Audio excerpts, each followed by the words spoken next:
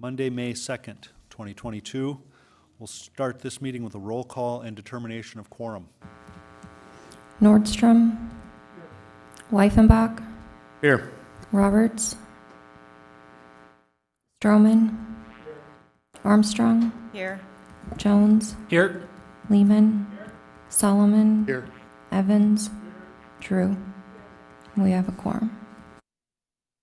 Okay, thank you. Next on the agenda is the invocation. Do we have an invocator here tonight? I had Brad Clausen down. Brad, we play on the same team. I'm Randy Brock from Open Bible. Okay, so next on the agenda we'll have the invocation followed by then the Pledge of Allegiance. Let's pray together. Father in heaven, we are truly grateful for leaders that say yes to serving, and I pray blessing over them today, and I thank you for them. In this room tonight, Lord, we're going to have the Republic and democracy on display. People will be heard. Decisions will be made. We pray, Lord, that your guiding influence will be with us, and the Spirit, Lord God, of what you've written on our hearts, the Spirit of love. May your will be done tonight, Lord Jesus, just as it is in heaven. In Jesus' name we pray. Amen.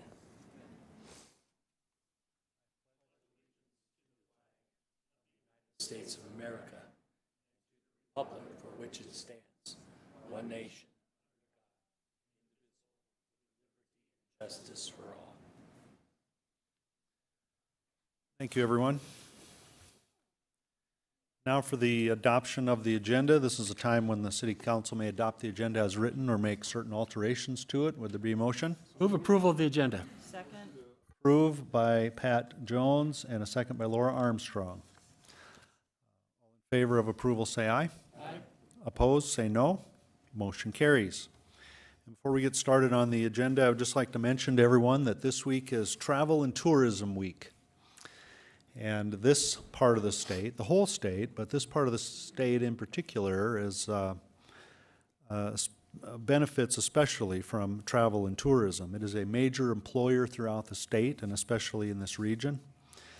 About 3/4 of all trips in the U.S. taken are for leisure.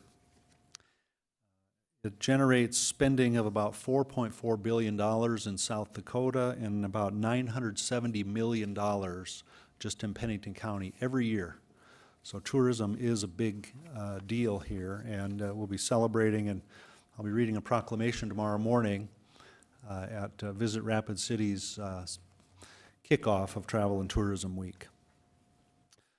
First items on the agenda, we have a presentation by the West River Area Health Education presentation on Department of Labor grant. Please identify yourself at the microphone, and the floor is yours. All right. Good evening.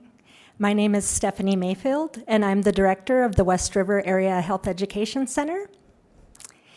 And today, I am coming before you to talk about a Department of Labor grant that we were awarded in 2021, and it goes until 2025. And I wanted more people to know about it, to help us recruit, because we have a great opportunity to increase healthcare workers in our region. And so just a short thing about what the heck is a AHEC, that's our acronym. We are here to inspire anyone, any age, to get excited about going into healthcare careers. And we are a local nonprofit, and we actually started on the campus of Western Dakota Tech, and then shortly after, we became part of the West River Health Sciences Center at the Black Hills State Rapid City Center. And as you may know, recently, the legislature approved $8 million to expand the West River Health Sciences Center here in Rapid City to ultimately accommodate, I think, 120 nurses per cohort instead of the small nursing classes we have now. So great work coming to our region. But what does the AHEC do? We have some core initiatives. We work with students in K-12. We also want healthcare professionals. We help them with any development or continuing ed. We also have a lot of healthcare partnerships, as well as post-secondary programs and some community health initiatives. And so here's just a quick look at a couple things that we did actually last summer. We were at the One Heart campus with our AHEC scholars, and they put on a Health Can Be Fun fair. And then we also are in the process of finalizing our mental health kiosks, and we're going to put those at schools. And then also there is our 14-foot tall inflatable brain that's really fun to teach the kids about. And so that leads us to our grant. And so we actually heard about this grant through the Elevate Workforce Development team meeting. And nobody really had opportunity or timing to go for it. And I said, well, I have some people on the eastern side of the state that I think we could collaborate with so that we could make a good case to show that South Dakota could really use these funds for developing healthcare in rural South Dakota. So we were one of 17 that were awarded across the U.S., and it's a total of $2.5 million over 4 years. And so it will expire January 31st of 2025. We knew West River that we had a huge nursing shortage. So from CNA, LPN to RN, huge. And so that was what I wanted to focus on out here. In the eastern part of the state, they have a huge EMT service shortage. And so they wanted to get funds to train up more EMTs. And then USD School of Medicine has started a couple initiatives to work on behavioral health and expanding continuing ed to the state in a conference. So our campaign here in Rapid City, and we have been doing billboards across town, is your potential is essential to growing the healthcare workforce in the Black Hills. And so what we're really trying to get at is anyone. We need anyone and everyone, especially if they have a passion for people. And so we're really hoping to find the unemployed, underemployed, or incumbent workers. So say a CNA really wants to become an LPN, we want to help her do that, or an LPN to an RN. And so that is what our program will do.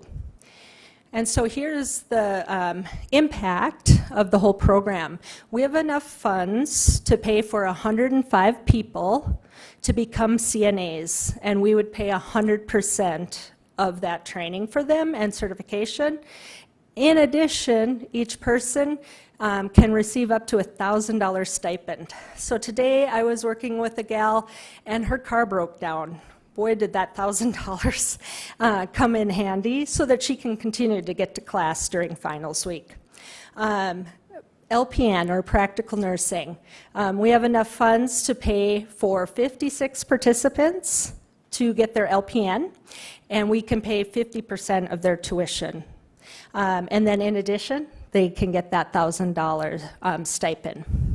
And then with the new West River Health Science Center at Black Hills State here in Rapid City, we are also supporting people that want to do the pre-nursing program at BH in the Applied Health Science, and we'll pay 50% of that, as well as the stipend.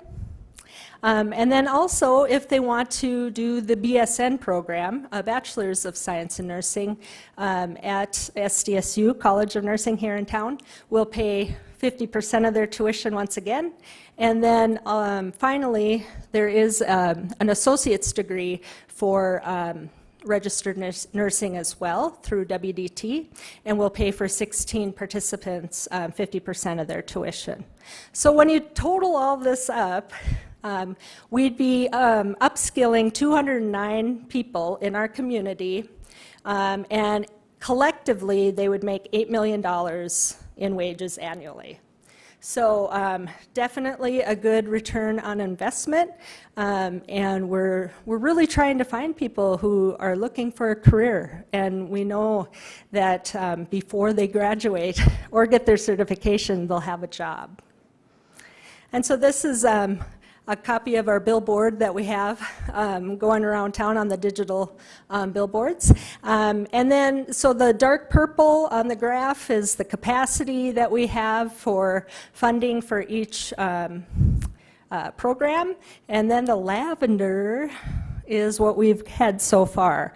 So I appreciate the time tonight to be able to spread the word in this forum. And hopefully many of you can pass on the word too, because I don't want to leave this money on the table. We want to be able to help people, and 50% of their tuition in some of those careers are really a great incentive. So that is everything. Any questions? Or? Well, questions, it looks like. Jason Solomon. Wow, that is incredible. Great job being proactive on that. I think it's a great lesson that when there are opportunities like grants out there, don't assume. Don't let them say no for you. You go and apply and see what happens. I think this could have unbelievable potential in our community. So I just, first of all, want to thank you for taking the initiative. That's incredible. Obviously in desperate need. My wife's a nurse through this program last year, so I'm very excited to hear that. Would you do us a favor? Would you email us the link to the program so that we could share it with others? Yep. I think that would be helpful because I might forget, but if I have my email, it might help us out. But just wanted to say that's tremendous. Obviously, we have a nursing shortage. This is opportunity for people, and to make sure that we get this word out, I think is very important for them and for the whole community who gets the care. So thank you very much. Thank you. Laura Armstrong. Thank you, Mayor. And thank you for coming here and sharing this information. As a healthcare provider working with brain injuries, love the idea of that huge brain. That looks like fun.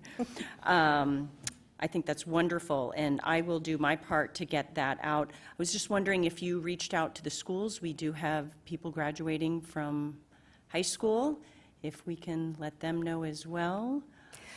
Well, we are trying to reach more of the non-traditional students and upskill and those that maybe haven't pursued higher education before, primarily. Okay. So we can't quite recruit from the high schools for this grant. Well, once they graduate, though. If they take a gap year, Oh, okay. then so we there has- could. Okay, Yeah, they perfect. just can't come right out of secondary and That go is into good the- information Yeah. to know, so thank you for clarifying Yeah, that. that was a great question, thanks. Okay. So, And we're going to have the brain at the air show next weekend, so. wonderful. Okay, thank you so much. I'm done. Bill Evans. I just want to thank you for doing something that is, you're one of those rare people that's doing something that's so very, very valuable and spending your time making it accessible, practical, and of course it already is valuable. But I want to thank you for that. And I also want to say that that 14-foot inflatable mega brain is the coolest thing they've ever seen. So congratulations for what you do, and thank you very much on behalf of the community. Thank you. Thank you. Next, we have a presentation by the Rapid City Human Relations Commission and the Minnelusahan Okola Kichiapi ambassadors.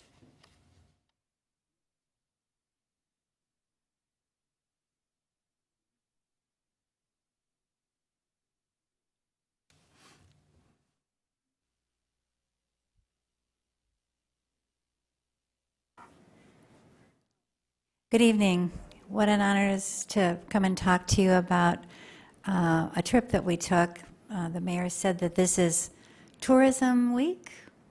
Let's get out and take a look at South Dakota. Well, on April 7th, we got out into South Dakota a bit, and so we want to talk to you about that today. My name is Karen Mortimer. and I'm the current chair of the Human Relations Commission, Minalusaha Okola Kichiapi Ambassadors. We are so thrilled to be a partner with the city. We have a public-private partnership with you, and we are so grateful. And this is one of the things that we together put resources together to try to help us do better. So this evening I'm going to, along with Laura Armstrong, where is Laura? Oh, there she is. Okay. So Laura and I are going to just go through where we went, a little bit why, and following that, we have three ambassadors here, or three commissioners, HRC commissioners, Lloyd Lacroix, Jessica Rogers, and Denise Maher, who will share some of their reactions to the trip. And we'll really be, if any questions, I'm sorry, we also have our wonderful city council people who came along, Darla, Drew Leardahl, Bill Evans, Richie Nordstrom, and Laura Armstrong. So the goal of this trip, the outcome that we were looking for, we wanted to invite the city council and the HRC MOA. And our goal was to go down to a place that we either have not been to or that we don't know a lot about, and to make some new relationships. And I believe we accomplished all of those pieces in some fashion or another.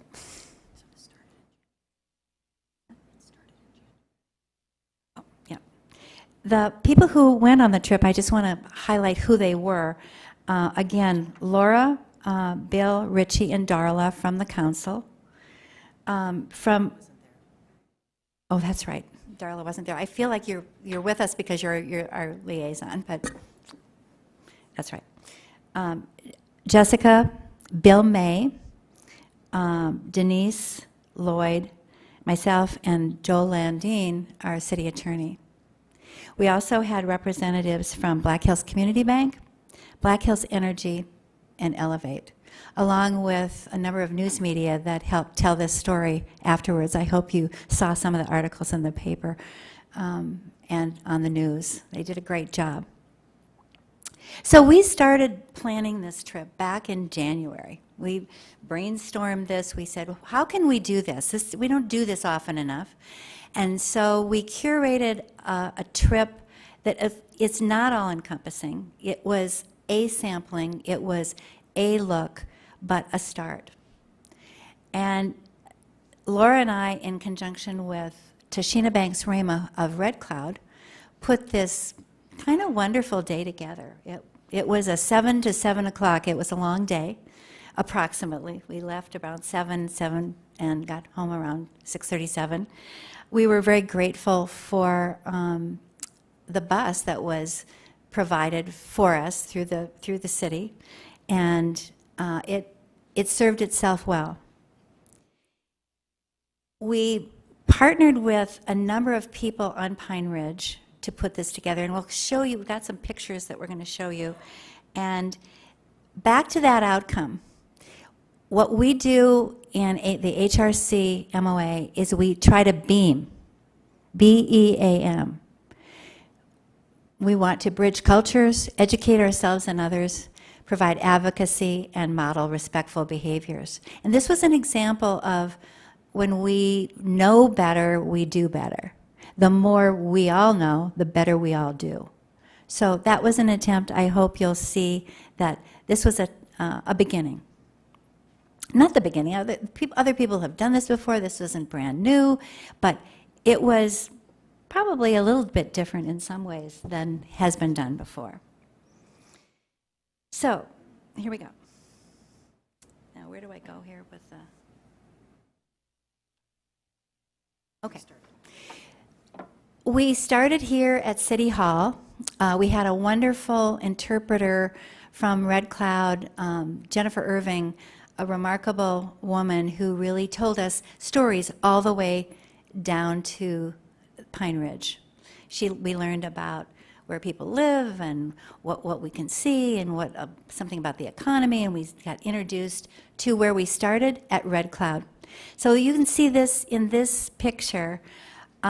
This was back, and I know you know about the boarding schools, but Red Cloud was a boarding school. And you can see that the children in we started the boarding schools before the big dawn of the 20th century. Most boarding schools were over by about 1930. And the idea was to kill the Indian, save the man. Children came into the boarding school. They were taken usually from their parents. Their hair was cut. They were not allowed to speak Lakota. They were not allowed to practice their spirituality, their religion.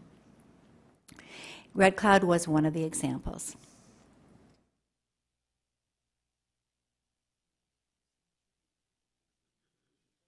Oh, go ahead.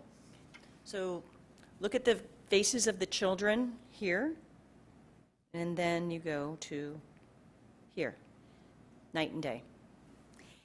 Probably the most stunning piece for me, other than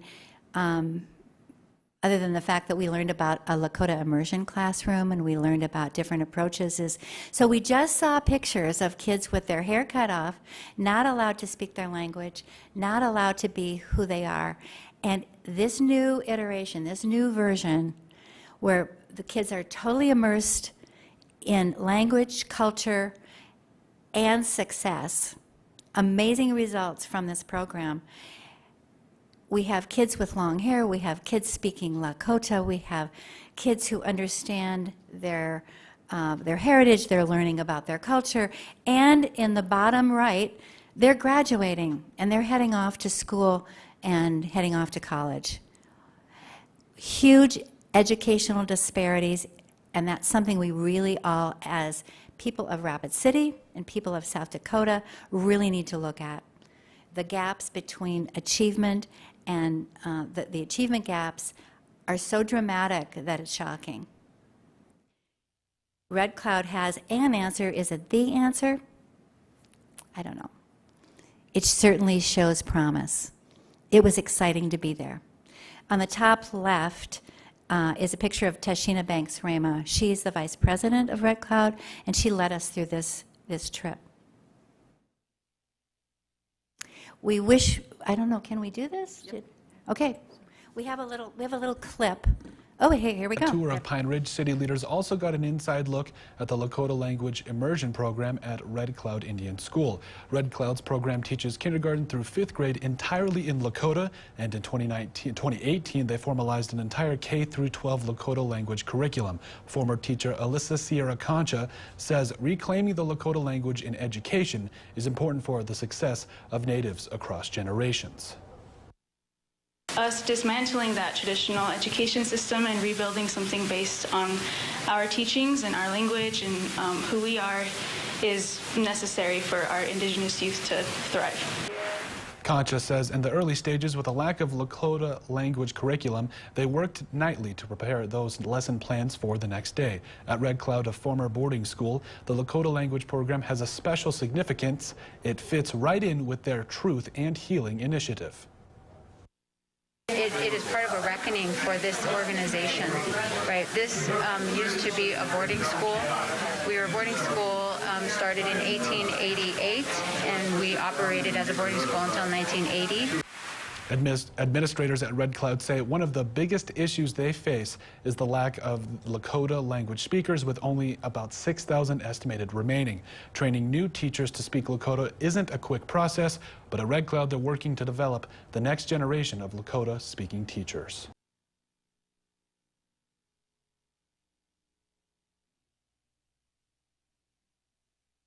Laura?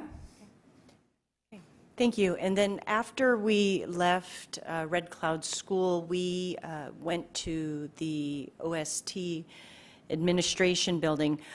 We had a big group of people. They usually do not allow visitors, but considering we were coming down from Rapid City and the people that helped us coordinate us, we were allowed to just come in. We were told that we would just be saying hello because they had a finance meeting going on, so we were just going to be happy, just get a tour of the administration building. As we went into the President Killer's office and went over to Dr. Mousseau's office, both were not there. We got to meet their staff. We went around and saw the chambers, which is on that lower right-hand side. I don't know if that picture really does it justice, but it's a big circular room. This is kind of like a half circle in here. It's a full circle. It has the powerful color of red. It has bricks. It had Lakota art, and it also had Lakota ancestors on the walls looking down, overseeing it. You really had to be there to feel the real impact of being in there. We walked in, as we were told, we were just supposed to say hello, not to disturb the meeting, but then we were invited to sit down, so we did what guests do, and we sat down in the little audience area, and they said, no, no, no, no, you need to come in here. And they invited us. They put their meeting on pause and brought us down into the well, and we talked with the tribal chairmen and chairwomen. We, again, thought it would just be a quick little wave hello, and I would say a good 35 minutes. We talked with them, and they shared stories. They initially thought we were coming down in response to some negative things that had happened up in Rapid City, but we were clear that this was in the works January, February, so we were trying to be proactive. And I would say 3 or 4 tribal chairmen and women shared their stories of Rapid City, how one comes up here once a week just to play pool. They don't talk about racial relations. They're just there to play pool and enjoy one another and talk with one another. And frankly, I think we need more of that. Their treasurer was sharing the millions of dollars that are on the reservation, and they come up here to Rapid to buy cars, to buy their groceries, bare essentials. So there was really some good and powerful dialogue that went on, and much better than a simple hello and acknowledgement. And for that, I think each and every one of us that were on that trip were grateful for that experience. And then from the OST, we drove to Wounded Knee. Right back to you. Yeah, just a little addendum to Laura with the talking about the tribal headquarters. We all went through security. We were greeted with a warm handshake and a welcome and taken through all of the offices. It was incredibly powerful and quite a conversation. So I'm sure some of the others might have something to say about that as well. From there, we went over to Wounded Knee, and we heard a history. It was so windy that day, we couldn't get out. I mean, we were nearly carried away. And so but we went, and Tashina and Jennifer, Tashina Banks-Rama and Jennifer told us the history of December 29th, 1890, and they told us the history of 1972. And there was some fascinating facts, there was some emotion with the story, there were questions. It was a great opportunity, but it's always really important to be in the place where it happened. You know, it's like in the room where it happened, just like Hamilton. So the past picture was 1890, oh, this is 1973. Back in 1890, these were our pictures from 1973, the occupation of Wounded Knee, and talked a lot about the Bigfoot ride that comes during to commemorate Bigfoot's traveling down to Wounded Knee in 1890. But there was, if you were around or if you know the history, it's incredible. It's remarkably moving to be there. We didn't get to go out to the cemetery, but if you go, and that's again a part of a lot of people from all over the world come to Wounded Knee. We finished at Lakota Art Space, and that was also an incredible experience. It's this beautiful art space. First People's Fund has gotten a lot of funding for this, and on the right you'll see the Rolling Res art bus, really something. We had presentations from a variety of art entities, and I'll let others speak to that and their experience. And we ended our trip there.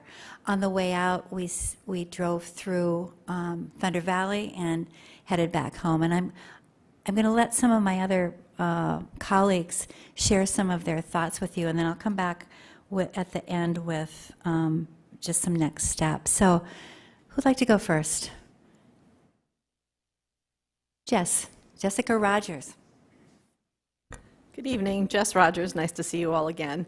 What I wanted to share with you about this trip is one of the things that really stood out to me is how open everyone was to our visit. We arranged it really through the women at Red Cloud School. So when we went to the Oglala Sioux tribal offices, they were kind of like, what are you guys doing here? Nobody from Rapid City ever comes here. And yet, even though they were kind of perplexed, they interrupted their finance committee meeting to allow us in to, as they described, have a seat and have this extended conversation with us. And one of the things that really stood out to several of us as we were talking afterwards is Mason Bigcrow, their treasurer, spoke a lot about how much money they spend in Rapid City. I think in Rapid City, when we talk about Lakota spending, we talk about L&I, or we talk about the powwow. But it's so much more than that. It's every weekend they're here at Target. As Karen said, or Laura, whoever you said that, they come up here for entertainment purposes all the time. Anything the tribe needs, when they need a new vehicle, when they need office supplies, they buy all of that here.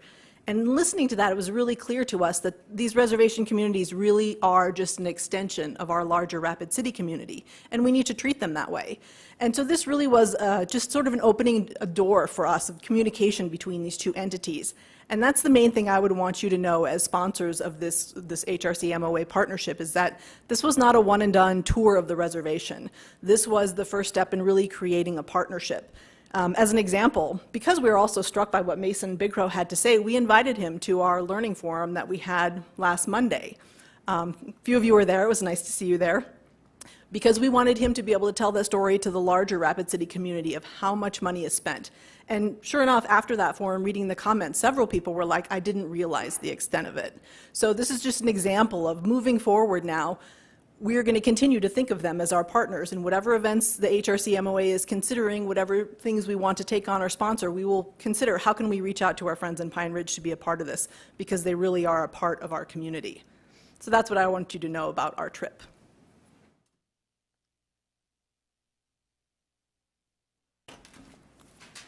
Good evening. I am Denise Maher, and it was my first trip out to Pine Ridge, so I was really pleased to have that opportunity. What I noticed right away was the openness and welcoming atmosphere that was given to all of us that were touring. It was stressed to us many, many times, starting with Red Cloud all the way through, how much they come to Rapid City almost every week, if not more, and that they need Rapid City. They need our shopping, they need our services, they need what we have to provide, and they wish that we would reciprocate, that we would come out to the reservation and take part in their festivals. And they have a rodeo, they have art shows.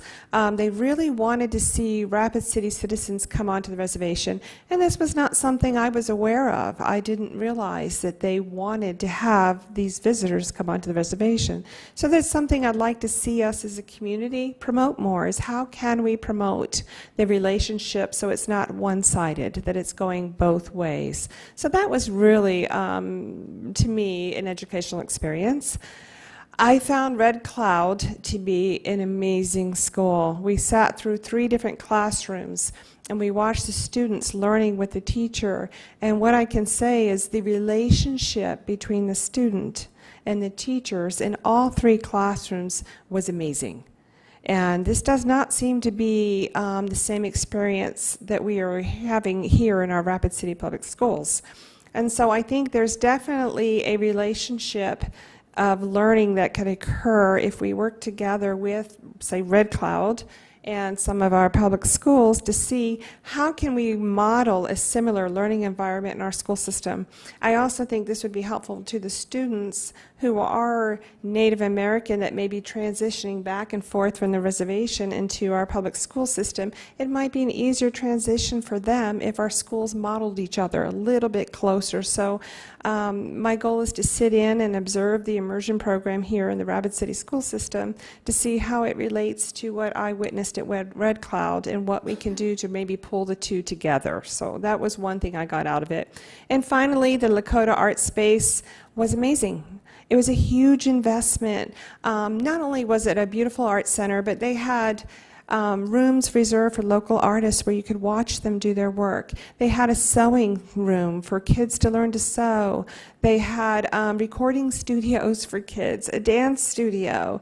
They had all kinds of art programs that kids can take part of in the summer and hopefully year-round. And of course, they obviously had the van too that travels to the different communities out there. They are trying hard to build up their younger generation and to move forward. And so I think it was very educational for me. I assume there's other Rapid City residents who would really benefit from learning more about what the reservation is doing, the Lakota culture, and how we can emerge each other into that community. Thank you so much.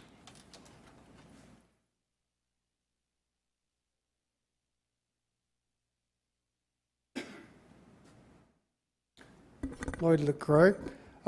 Thank you guys for sitting through this presentation. This is a pretty long one, I'm sure. My highlight of this tour was, one time I was down in Pine Ridge, it was in 06 with former city council members and Mayor Shaw when they opened up the Economic Development Center down there. And that was in 06. Lakota Art Space is right behind there. So that's amazing how that is. And what's accomplished since then, because right down the street from that is also Thunder Valley Housing Development. And so there's some big changes from what I see from 06 to now, as far as that goes. But as far as the trip itself, the biggest takeout that I had was from Deshauna Banks. Her storytelling of her father, how things happened in Custer at the courthouse when the uprising was there, and having that discussion with her, and it was a very calm conversation, and she talks about how the change that she is doing now is from internal instead of the external, like her father had said. But she was very amazing presentation that she gave, and very, very personable and easy to talk to. The tribal headquarters was also the highlight, I think, of one of our meetings because they invited us in, and it was after some of the hard things that we had to deal with here in Rapid City before, and we had a good, honest conversation, building relationships. That's what I call it, building relationships between them, because we'd had meetings with them before, and so we had the great conversation and sat in their chairs and said, how can we change this? How can we help? And then we had the forum no more than 2 weeks after that and invited them down. So the human relation MOA is a big changeover from what it used to be many years ago when we first started to back up from human relations. It's not just taking complaints and concerns and having someone saying we got substandard housing. Part of it, the biggest part of it is building the relationships and being able to sit down and have that conversation. That changes your minds about your perception of what other people are, instead of having the assumption and being judgmental. Once you sit down and talk with those people, it changes your whole thoughts. So the subtle effects of racism is in all of us. We have that. But once you take the chance to sit down and talk with them, break bread, and have a conversation, you find out that we're all the same. And that's what they expressed, and that's what we expressed, and that's our job as HR, MOA Commission. Thank you.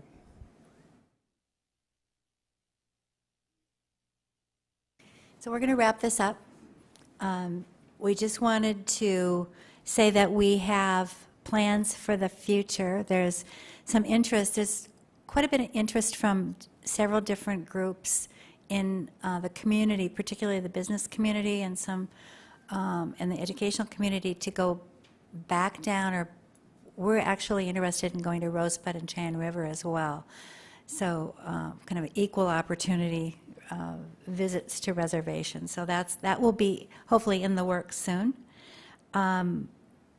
Lloyd mentioned the Learning Forum. We're looking to have a Learning Forum in May, we hope, that will deal with educational disparities related to our school board election. So there'll be a forum for discussion, and we'll hopefully have the candidates. We haven't firmed that up yet, but we're excited about that possibility.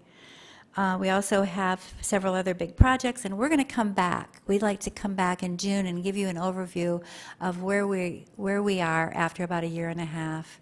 We're so grateful to have this partnership. I would ask Richie, Bill, Laura, if you have anything more that you'd like to say about this. If not, we'll close. And again, thank you for your interest, and we can't wait to do it again. Thank you, Karen. Bill Evans. I would just like to say thank you for setting this up, Karen and Laura. It was a fascinating and really fun day. I want to reiterate what Mrs. Maher said. She's spot on with that school and the experiences we had, and also what Mr. Lacroix said about interaction with the council. And perhaps maybe this room can become a place that we share some time as well with those people for a cooperative meeting of some kind. But I think it's really important, you know, they say the most important thing you can give to anybody is your time. And to take time to go down there was time really well spent. So I'd encourage in the future, everybody on this council needs to take that trip when we set it up in the future. It's I've driven through there many times. I've never really stopped and looked. And so I learned a lot on that day. So, you know, I've been there before. That's one thing. But to get out, meet people, talk, share ideas and everything, it was a great day. So thank you for doing that. Thank you. Richie Nordstrom.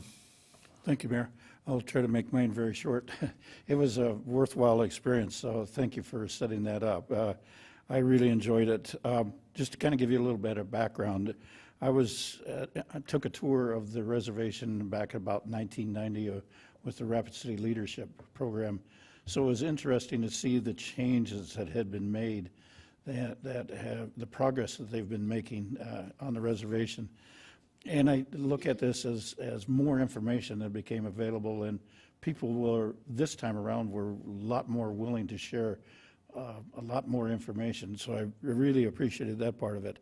One of the other interesting things on there, the people that came from the reservation to Rapid City, the outstanding part for me was that they like to get up to Waikiki, the swimming pool out here on the east side of town. There's a lot of folks that enjoy that type of entertainment up here in Rapid City. And one other thing that I learned as well is that they were looking from Red Cloud, they were looking for some kind of transportation system. I think we've got something set up for them as well. There's a lady by the name of Emma that runs a transportation system. So I believe they're working through something on that. So going back and forth between the reservation and Rapid City, I think we're at the early stages of getting something started there. Another little bit of piece of background for you is that you were describing the events that took place in 1973. One of my first jobs was working in a photo finishing lab, and I remember the talk in that lab. What we were doing is developing the film from that courthouse incident. I never got to see the film, but I know we processed that film about that time. So the other thing that was of very strong interest for me was the attitude or the resolve that they were taking up with being masked up. So they would be, everybody in the rooms were all masked up, and I appreciated that part of it. And I understood it was mandatory in some locations, so I appreciated that part of it. The other thing is that I've taken personal trips down to the reservation. I even recall going down with the previous mayor on trips to the different reservations. So when you get a chance to set up those other reservation trips, hopefully I can participate with that as well. Look forward to the changes and the progress that has been being made there. Thank you. Okay, thank you, Karen, and to the whole group who came tonight. Appreciate your presentation. Thank you. We are working on developing relationships one at a time. And change happens at the speed of trust, and trust and relationships go together. So thank you so much. Let's keep moving around South Dakota.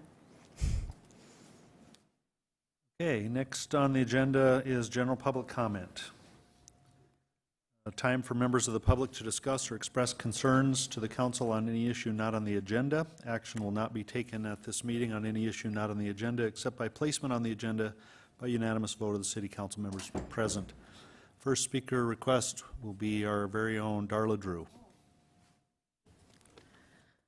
Thank you, Mayor.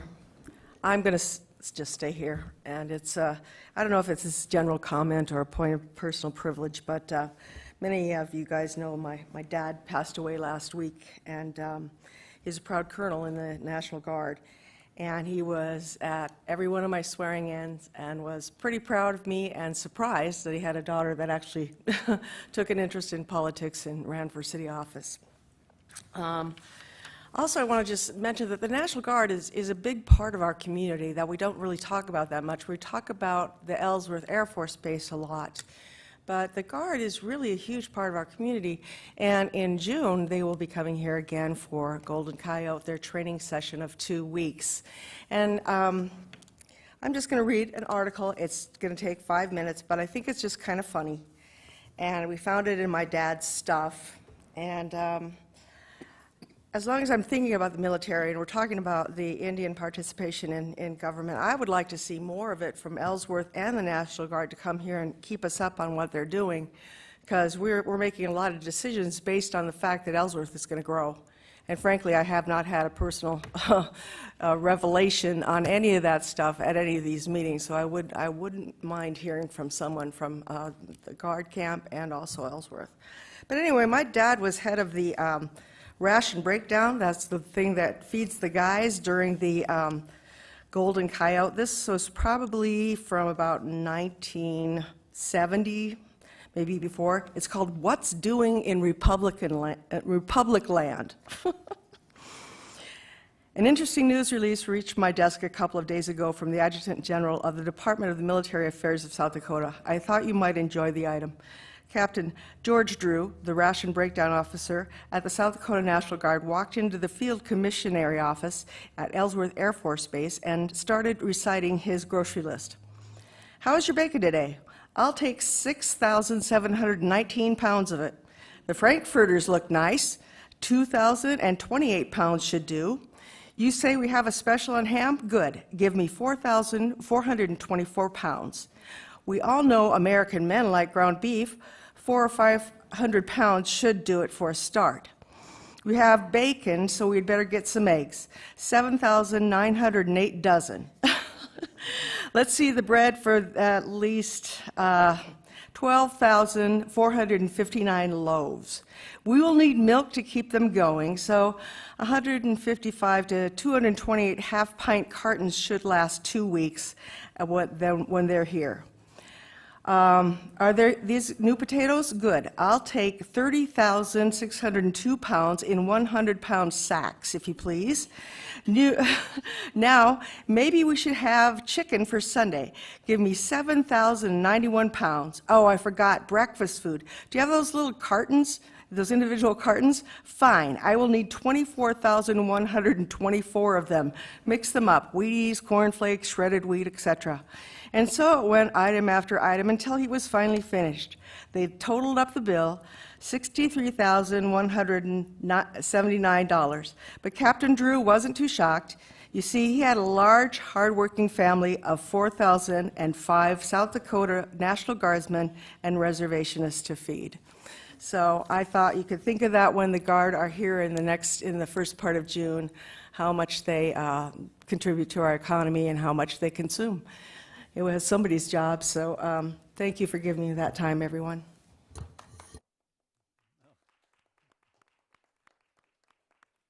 Thanks for sharing, Darla. Next, Chuck Henry.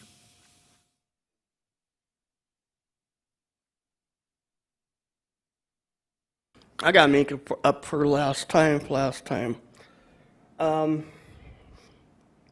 know, time and time I have been against developers doing one access point or sidewalks. They don't want to put them in. But what is the guarantee that's going to happen in the future? We're developing, cities developing more and more space. And there's some of them where they don't want to put the sidewalks in. But there are people that do walk that don't use the bus. And again, with fire department, with their big trucks, they need another access point. So they don't have to spend 15 minutes trying to turn around. I've talked about this time and time again, and I was just talking to one of the drivers when I was coming here. I guess last year, our five buses went down in the summertime for rapid ride. But they only want 2 new ones that are ADA compliant. And what I'm hearing, that's going to dial ride. Then we have the nuisance, like I saw on the agenda last time. There's a lot of them out there in Rapid City. Sidewalks are crumbling. They haven't been fixed by the business in the area where they're at. During the wintertime, snow is not being removed. There's one time when I lived up on North Lacroix, it was so much snow there, I waited in the streets. That's dangerous. And I know I've talked time and time again about homeless. I hate to even say this about our community, but there are people out there that are so selfish they won't hold the door open for somebody with disabilities and that. I wrote up Exxon just last week to the DOJ because they need their doors you can't open with 2 fingers. So they're not ADA compliant just because they got a handicapped parking spot there, have a ramp for the wheelchairs. That doesn't work. And I'm glad I'm seeing some financial institutions backing the homeless, the groups that are working with the homeless. That's a great thing. Thank you. Stay close, Chuck. You're up next. That'll close our general public comment. Now into non-public hearing items, items 30 through 40. We'll open public comment on items 30 through 31. And Chuck Henry has a speaker request in for number 4, and I believe 14 and 15. Right. We are developing, but I heard this new development's right across from the dump. I don't know. That's secondhand knowledge on that. But that proves that we are growing if we're going to start putting these industrial parks and that in. 14 and 15. This is a great example of these contractors trying to drag their feet on projects. They don't want to go with the 50%. They want to go with 13% done. That's not, we should not do that. I believe Rapid City, when they develop, when they start working, they have a deadline to meet. And if they don't make the deadline, they get charged a fine every day until it's met. I believe the state's doing the same thing. I saw that up on East North when they were redoing East North. But this is how developers are dragging their feet. Like not putting in sidewalks, not putting a second access in. Thank you. Thank you, and that'll close the public comment, and that'll take us to consent items 3 through 31. Would the council have a motion on consent items? We'll go to Pat Jones. Do you want the ones we want to pull at this time, Mayor? Yes, that's okay. fine. I 14, 15, and 19. Okay, any others And from 30. council members? 30? Thank you. Any other numbers to be pulled? Any other items? If not, then I would entertain a motion to approve the consent with the exception of 14, 15, 19, and 30. We have a motion to approve by Bill Evans, second by Lance Lehman. Okay. All in favor of approving consent with those exceptions, say aye. Aye. Opposed? Motion carries. Item 14, authorize removal of the requirement that the contract perform a minimum of 50% of the work for the Enchantment Road and repair project. Pat Jones. Thank you very much, Mayor. I wasn't able to be at Public Works last time because of my commitment at work. I couldn't leave work to come to Public Works, so there's some questions I had at that time, and perhaps I can just get some clarification now. Basically, for 14 and 15, the request to remove authorization for 35% of the work rather than 50% rather makes me a little nervous. And my question was this just for this project, or is this in general philosophy from the city to change from 50% to 35%? So I don't know who I can direct that question to, but just a little brief explanation would be good. Okay, let's go to Public Works Director Dale Tech. Thank you, Mayor. Actually, for both of these projects, they're project specific, so this is not a change to city policy. A lot of times we have projects that encompass many different fields, so it may be plumbing, electrical, grading, paving, and many projects it's very obvious that it'll be a large paving project, so the prime contractor would be able to meet the 50%, would be self-performing that work. On some of these smaller projects where we don't know where that majority is going to lie, we have to reduce this to be in compliance. So this is a request by the city to be able to attract more bidders to our projects and get a better price. So if I may, Mayor, this is just for these two projects? That's correct. And so are you able to identify where 35% is at in the course of the project? Well, this is at the time of bidding, so when we open bids, we'll know what portion of the work that contractor will be performing, and we won't know that until the bid opening. So there is an identifiable spot, whether it's 50% or 35% Yes. in the project, where you can say, okay, this much has been done, we can pay this much, and we believe that we have a good handle on that. Yeah, it's not about the payment of it, it's about how much the general contractor is going to be performing of the work. The reason we have this policy is, and not that it's ever happened, at least in my tenure with the city, is we don't want a general contractor bidding a project and then not doing any of the work. This is to ensure that they've got skin in the game and they'll be performing the work. But from time to time, we do have to make adjustments to certain projects where that's an unknown whether or not we can get one individual that can perform 50%, or in this case, 35% of the work. Thank you. Okay, and for further clarification, Mr. Tech, you're talking about below 50% of the work, the rest being performed by subcontractors. Correct.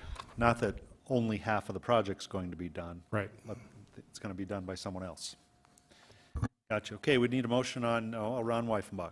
Thank you, Mr. Mayor. I think you clarified what I was going to clarify. The fact that it gives the contractor an opportunity to assemble maybe other professionals in that arena, so it opens up to a larger, more competitive bid situation. Thank you, Mr. Mayor. All right, can use a motion on 14. Motion to approve Lehman, second by Solomon. All in favor of approval, say aye. Aye. Opposed? Motion carries. Item 15, authorize lowering the requirement that the contractor perform a minimum of 50% of the work to 35% of the work for miscellaneous improvement projects, facility type, and fencing improvements. Pat Jones. Thank you, Mayor. I'll move approval if I can get a second. Second Thank by you. Laura Armstrong. Thank you very much for Mr. Tech, please. Thank you. That really helped. That makes sense. I just want a little clarification since I wasn't there. Makes perfect sense. Yield. Thank you. Okay, we have a motion and a second on the floor for approval of 15. All in favor of that motion, say aye. Aye. Opposed? Motion carries. Item 19, authorize staff to seek proposals for farming at the water reclamation remediation site. Pat Jones. Thank you, Mayor. I'd like to make a motion to approve and keep the floor, please. Second by Laura Armstrong. Go ahead. To read the words farming at the water reclamation site sounds like the greatest country music song of all time. So I need I'd just like a little explanation again since I wasn't at the meeting. What kind of farming are we going to be doing and that kind of thing? Dale Tech. Thank you, Mayor.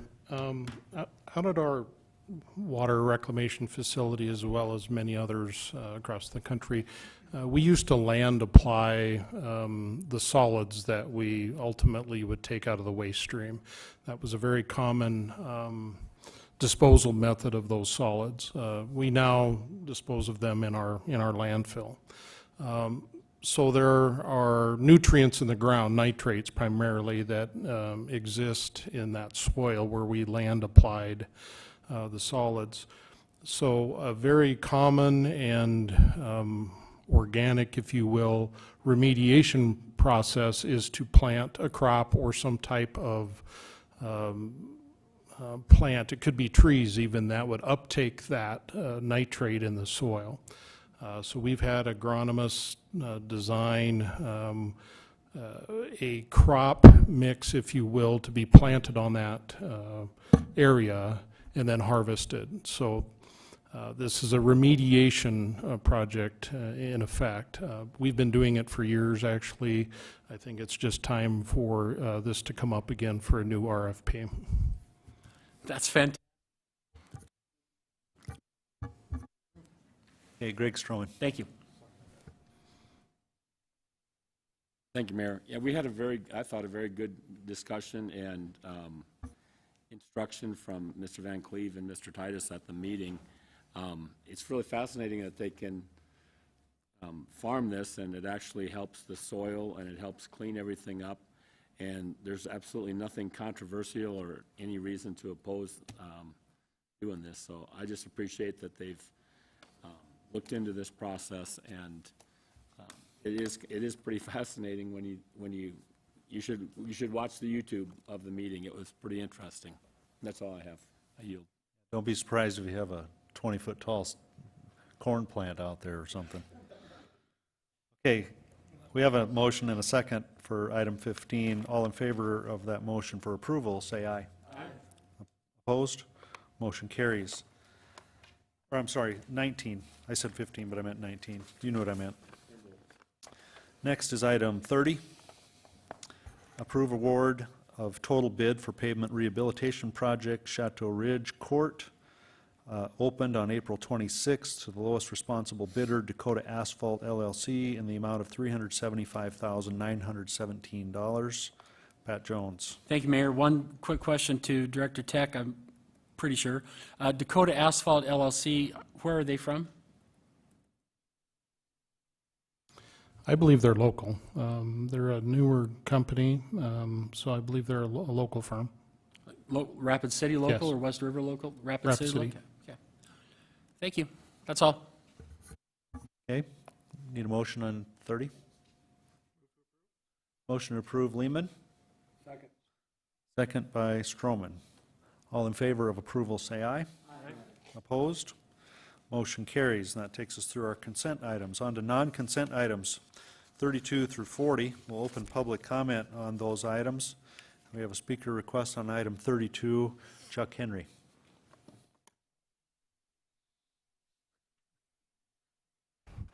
I did want to mention something about 28. This is a youth council doing this, but we have adults out there that have mental health problems. I'm one of them, and this should be good for like the committee for the mayor's committee on disabilities. I don't know why they're not doing anything like this. 28. I just laughed when I wrote this up.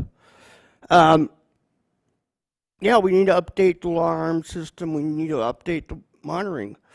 That's so police department doesn't respond to a fire, and fire department doesn't respond to a burglary. Thank you. Thank you, and that'll close our public comment.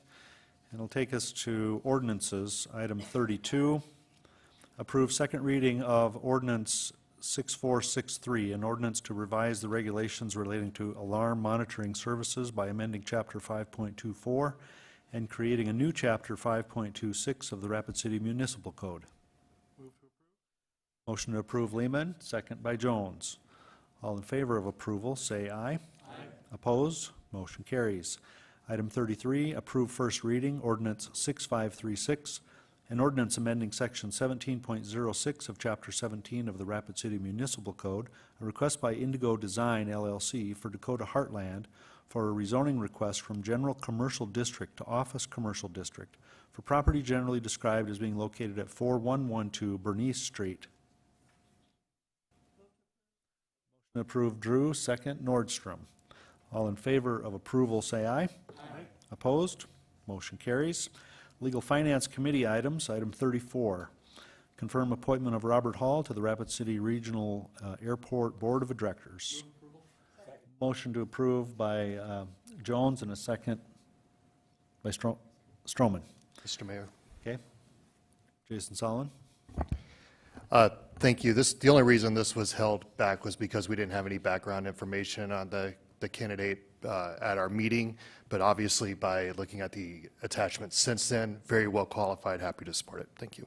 And Mr. Mayor, I assume this was an oversight. Usually we have the application of, instead of just the name of whoever applies, so that we can go off some data.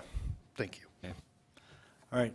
We have a motion for approval of 34. All in favor say aye. Aye. Opposed? Motion carries.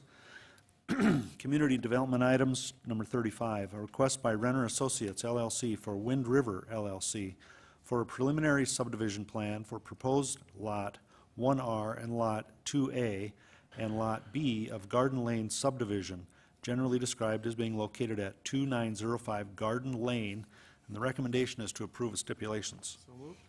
Motion by Lehman to approve with stipulations and a second by Solomon. All in favor of that motion, please say aye. Aye. Any opposed, say no. Motion carries. Item 36. A request by KTM Design Solutions for Evan and Rosalind Hayes for a preliminary subdivision plan for proposed lots A and B of Forest Hills Subdivision Number 2, generally described as being located at 1539 Forest Hills Drive. And again, the recommendation is to approve with stipulations. So moved. Okay, motion by Lehman, second by Drew for approval. All in favor of approval, say aye. Aye. Opposed? Motion carries. Takes us down to public hearing items, 37 through 41. We'll open the public hearing on these items, and Chuck Henry has a speaker request on item 41.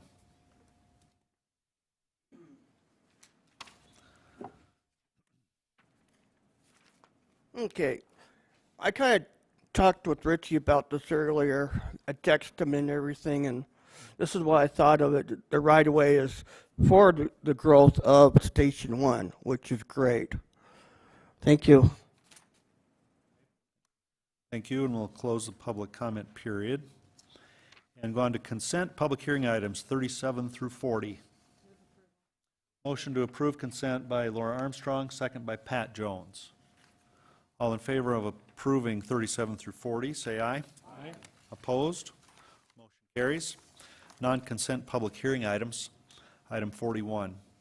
Approve Resolution 2022-033, resolution for vacation of right-of-way for a portion of the right-of-way of East Boulevard adjacent to Lot 1 and Lot 32, also adjacent to the previously vacated alley right-of-way, Block 80, original town site of Rapid City, Pennington County, South Dakota.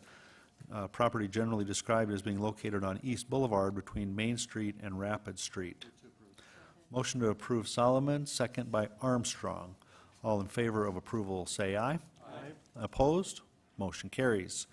Item 42 is the bill list. We'll go to Finance Director Pauline Sumption. Thank you, Mr. Mayor. There are no additions to the bill list, so the total is that which is attached at $7,472,271.16. Motion to approve Solomon, second by Lehman. All in favor of approval of the bill list, say aye. Aye. Opposed? Motion carries. Move to adjourn. Motion to adjourn, Lehman. Second Jones. All in favor, say aye. Aye. We are adjourned, everyone. Thank you.